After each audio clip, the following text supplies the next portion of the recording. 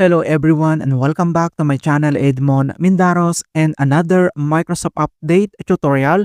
Ang pag-uusapan natin at i-guide ko kayo on how to redeem Zalora gift card using Microsoft Rewards via PC or laptop. So hindi lang naman mobile device yung pwede natin gamitin sa pag-redeem, pwede naman dito sa ating PC or laptop. Okay, so ang Microsoft Rewards ay totally free gift ito mga kaibigan. Ang gagawin mo lang ay kailangan mo lang mag-ipon ng points through browsing, Bing searching, mobile searching, Windows search box, at mga daily activities. Ang gagawin mo lang ay kailangan mo lang mag-browse. Napakasimple lang at wala kang babayaran dito talaga as in free. So kapag nakaipon ka na ng points, pwede mo na itong i-redeem. So basta may data internet connections ka, pwede mo na yan gawin araw-araw. So lahat ng tutorials ko about Microsoft Rewards ay ilalagay ko sa description box, kaya stay tuned ka lang at start na natin. So sa mga bago lang at hindi pa kabisado kung paano ba natin hanapin yung Microsoft Rewards, so dito lang sa ating Chrome browser, okay, so open mo lang, and then dito sa searching address bar, i-type mo lang dito yung Microsoft account login. So makikita mo dito yung link ng Microsoft, i-click mo lang yan, and then kailangan mo lang i-sign in ang yung Microsoft account. Kapag naka-sign in ka na, so ganito yung makikita mo. Nandito na tayo sa Microsoft account homepage, and then kailangan mo lang mag-scroll down. So dito lang sa pinakababa, kailangan mo lang i-select dito yung rewards. Okay? I-click mo lang dito yung you're being rewarded, and then I suggest na mas magandang ipin to taskbar mo ito para automatic na po siya. So, okay, so kung paano ba mag-pin to taskbar? So dito lang sa baba ay kailangan mo lang mag-right click, and then i-click mo lang dito yung pin to taskbar. Okay, so once na pin to taskbar mo na siya, so ganito yung makikita mo. Okay, so i-open lang natin. Ayan, so automatic na po yan na direct ka agad dito sa Microsoft Rewards homepage. So makikita mo na dito yung total available points natin.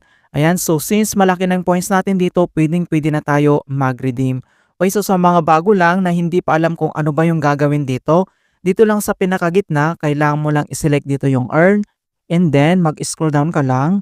Lahat ng makikita mo dito ng daily activities na ito ay kailangan mo lang yan i-click. Once na-click mo na yan, so makita mo dito yung green na check, and then madadagdag yung points natin dito sa taas. Okay?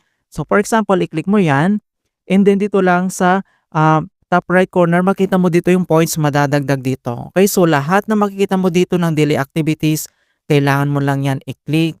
Ayan, so kailangan mo lang tapusin dito. Napakasimple lang naman talaga. Kailangan mo lang i-click and then mag-browse. Okay? For example yan, mag-browse ka lang ganito, and then ma-add na yung points dito sa taas. So ganun lang po siya kasimple. Once nakaipon ka na, and then kailangan mo na itong i-redeem. Okay? So sa pag-redeem naman, dito ulit sa pinakagitna ay kailangan mo lang i-select dito yung redeem. I-click mo lang. So dito naman sa redeem ay maraming pagpipilian dito. So mayroon ditong Roblox, ayan, itong Overwatch, Zalora, ayan, Sea of Thieves, Max, Krispy Kreme, ayan, nandito lahat yung pwede nating i-redeem for now kasi may mga tinanggal na dito sa Microsoft Rewards katulad ng SM voucher, and then GCash wala na dito. Ayan, so kung ano lang yung meron dito na pwede mong i-redeem, pwede mo yan i-redeem. So since Zalora yung pipiliin natin, ito siya, so kailangan mo lang i-click yan. And makikita mo na dito yung Zalora gift card. Okay, so dito mayroon namang option dito na pwede mong i-select. I-click mo lang dito yung select an option. So kapag 300 gift card yung gusto mong i-select, kailangan meron kang 6,665 points. Kapag 500 gift card naman yung isi-select mo dito, kailangan meron kang 11,110 points. And then kapag 1,000 naman gift card, yung isi-select mo dito, kailangan meron kang 22,215 points. So since mayroon na tayo ditong 30,000 na points, pwede na natin i-redeem itong 1,000 gift card. Okay, so select lang tayo dito sa option niya. Once nakaselect ka na, and then dito lang sa left corners ay kailangan mo lang itap dito yung redeem reward. I-click mo lang. Ayan, so confirm your reward. So verifications and then verifying. So dito naman mga kaibigan, kapag hindi nag-success ito, ang gagawin mo lang ay kailangan mo lang mag-back to redeem. So ito yung technique mga kaibigan na kailangan mong gawin. Kailangan mo lang mag-back to redeem, and then ulitin mo lang yung process hanggang makita mo dito na verification success, and then itap mo lang dito yung confirm reward. So dito naman sa confirm reward, kapag nag-error ulit, so yun din ang gagawin mo, kailangan mo lang mag-back. So ganito kasi yung technique ni Microsoft Rewards para makapag-redeem tayo. Okay, so dito na tayo sa phone verifications. So may option dito kung anong way kung paano mo ma-receive yung code. So via SMS or call me on the mobile phone number.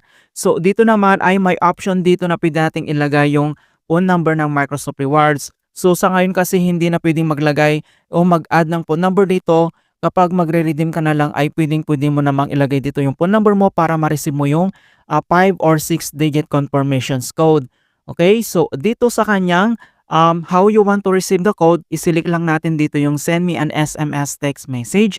And then ito naman yung verified na mobile number natin sa ating Microsoft Rewards. And then itap mo lang dito yung send. And then enter your 5 or 6 digit code na ma-receive natin sa ating mobile number. So wait lang natin. Once na-receive na natin and then kailangan lang natin tong i-enter. Once na-enter mo na yung 5-digit code and then tap mo lang dito yung complete my order. Ayan, so makita mo na dito na your reward is on the way. So sa Zalora gift card 1,000. So we'll send details about your reward to this email. You should get it within 24 hours. You may also get your order details here. So dito naman sa pag-redeem ng Zalora mga kaibigan, agad-agad dito makukuha ka agad natin. Hindi pa natin abutin tong 24 hours. Ayan, so kailangan mo lang i-click dito yung here or pwede tayong mag-back naman dito. Okay, so click mo lang dito yung back to redeem para i-check natin. Okay, so dito sa ating Microsoft homepage and then dito lang sa redeem, so mag-scroll down ka lang. Dito lang sa left corner, i-click mo lang dito yung order history. Ayan. So, dito sa ating order history, kapag may nakita kang ganito, ibig sabihin na ay confirm na yan and then makaka-receive ka naman dito ng email ni Microsoft Rewards. So, napakabilis lang talaga. So, send to, ito yung date ngayon and then ito yung ating order number and then ito yung points na ginamit natin. So, makikita mo naman dito yung email options, resend. Kapag hindi mo pa na, i-resend mo lang siya. And then kung paano ba natin ito i-redeem, so dito lang sa right corner, makita mo dito yung get code, i-click mo lang. And then itap mo lang dito yung redemptions URL.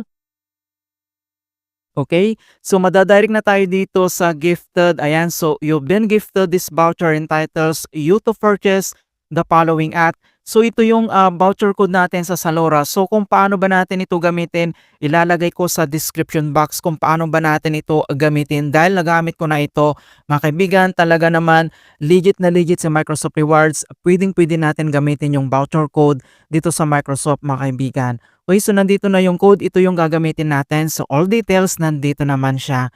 And then, makikita mo naman dito about sa Zalora. So, ang gawin mo lang dito is mag-download ka lang ng Zalora app sa iyong mobile phones.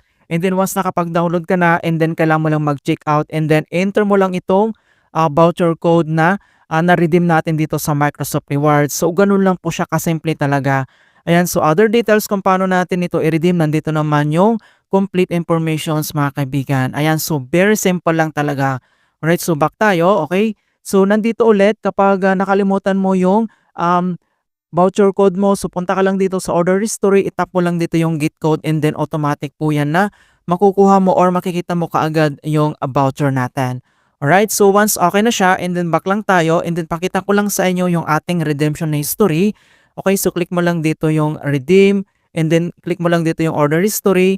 Talaga naman napaka-legit sa Microsoft, so makikita mo lahat dito yung na-order na natin. Okay, so 1,500 Zalora. Ito yung pinakauna kong redeem, yung Zalora gift card na 500 and then inulit-ulit natin gamit yung ating PC with 1,000 gift card. So yung SM, naka-redeem tayo dito. Malaki yung nakuha natin dito sa SM, mga kaibigan. But unfortunately, na-remove na yung SM gift pass dito sa Microsoft Rewards.